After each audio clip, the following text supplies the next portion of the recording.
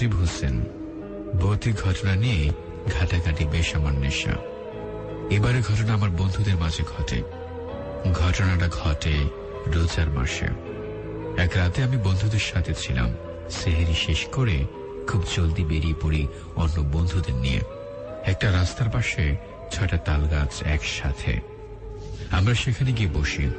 ফজরের আজান হয়নি তখনও। আমি রাতে না ঘুমানোর কারণে ক্লান্ত লাগছিল, তাই গাছের সামনে শুয়ে পড়ি। হঠাৎ গাছের ওপাশ থেকে আমার ঘাড়ে গরম হাওয়া পড়ল। আমি বাতাস ভেবে তেমন গুরুত্ব দেইনি। এরপর আমার ঘাড়ে ঠান্ডা স্পর্শ অনুভব করলাম। আমি সাথে সাথে সে পাশটা ফিরে তাকালাম। দেখলাম কিছুই নেই। যেহেতু এই বিষয়টা নিয়ে ঘাটাঘাটি করি, সেহেতু বুঝতে পারলাম ব্যাপারটা এলোমেলো কিছু ঘটতে যাচ্ছে। আমি উঠে বন্ধুদের তেমন কিছু বলিনি, শুধু বললাম চল ফিরে যাই। ওরাও চলে আসলো। ওদের কিছুই জানায়নি, কারণ সেখানে আমার কিছু বন্ধু অনেক ভীতু টাইপের। যাওয়ার সময় আমরা আষ্টে গন্ধ পাই, যেটা আমি বুঝলেও কাউকে বুঝতে দেয়নি। সেদিন তারাবির নামাজের সময় মসজিদের পেছনে আমরা আড্ডা দিচ্ছিলাম, তখন আষ্টে গন্ধ পাই। আমরা জানতাম জায়গাটা ভালো না। এক বন্ধু বললেন এই জায়গাতে যুদ্ধের সময় নাকি মানুষকে জীবিত পুঁতে ফেলত।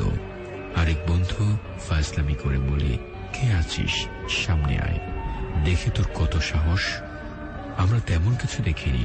পরের দিন ফজরের আগে সেই বন্ধু আগেই মসজিদে চলে যায়। সে দেখে কেউ নেই রাস্তায়।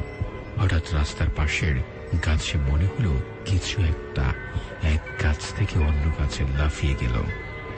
সে ঘুমিয়ে থাকা নাইট গার্ডের পাশে যায়। এরপর এক বন্ধু আসে। তারা একটু সরে যায়, একটা কাঁটা গাছের উপর বসে। তখন তারা দুজনে বুঝলো কিছু একটা গাছ থেকে লাফিয়ে নিচে নামলো। তারা এদিক সেদিক তাকিয়ে ছোট গাছগুলো নড়ছে দেখতে পেল, যেন ওগুলোর মাঝে কেউ দৌড়াচ্ছে। তখন আষ্টে পচা গন্ধ আরো বেড়ে যায়। তখন তারা বাড়ি ফিরে যায়। পরের রাত থেকে যে বন্ধু ফাজলামি করেছে, সে ঘুরে ঘুরে বৃষ্টিতে বের হলেই কেমন কালো আকৃতির লম্বা বিস্তৃত চেহারার কোন একজন মানুষ দেখতে পায়। এরকম অনেকদিন দেখেছে। তারপর সে এক কবিরাজের কাছে যায়। কবিরাজ তাকে কিছু পানি পড়ার একটা তাবিজ দেয়। তারপর তার সাথে এরকম আর কোনো ঘটনা ঘটেনি। ভাইয়া, এই ছিল আমার ঘটনা।